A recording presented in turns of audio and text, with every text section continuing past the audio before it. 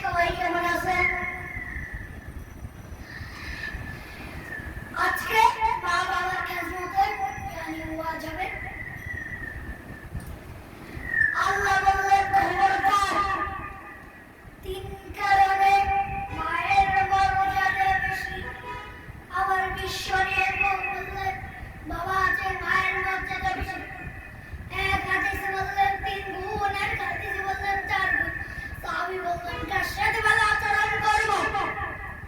বিশ্বনবী বললেন তোমার ভাইয়ের সাথে, তারপরে বললেন ভাইয়ের সাথে, তারপরে মায়ের সাথে, তারপরে মায়ের সাথে, পঞ্চমবারে বললেন তোমার পিতার সাথে, 4 বার মায়ের সাথে বললেন। কয়বার? আর জোরে বলেন। এজন্য আল্লাহকে বলেন খবরদার, এজন্য আল্লাহকে বলেন খবরদার মায়ের সাথে ভালো আচরণ করো।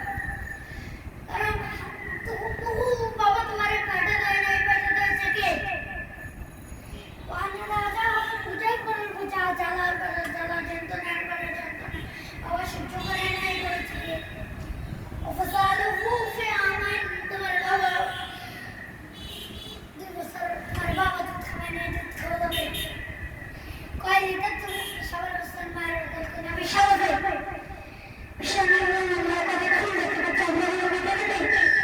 শুকিয়ে দিয়ে মায়ের কাছে বানাইয়া দাও, এক দুধ থেকে সেটা সোজা মায়ের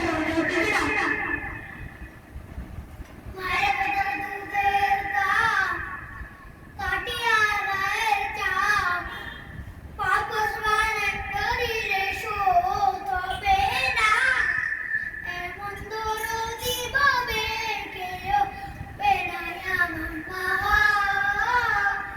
আগো দেখি না 10 মাস 10 দিন কষ্ট দিলাম।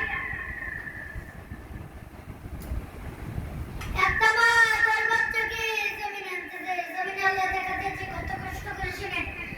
চিকিৎসা বিজ্ঞানের বলে সুস্থ মানুষ 45 মিনিট এত সহ্য করতে পারে, এর বেশি পারে না। কোথায় নেই 45, ওদের ভাই উনি যদি এর বেশি ব্যথা পাই গো ভাই বলে তবে নাই বেকুল। আমার মা আমাকে আপনার যত্ন দিতে যায় 57 মিনিট এত সহ্য করেছেন ডেলিভারির জন্য। 57 মিনিট প্লাস তারতেও বেশি যেতে কোনো অ্যাক্সিডেন্টে আপনাদের আবিষ্কার আনতে একসাথে ভেঙে গেলে বেঁচে একটু বেশি ব্যথা। সোনালের কথা বললেন না, এটা আল্লাহ বলেন মা বাবার সাথে খারাপ আচরণ করো না। মা বাবার সাথে খারাপ আচরণ করলে তোমার আল্লাহ বলি হোক কাজ হবে না।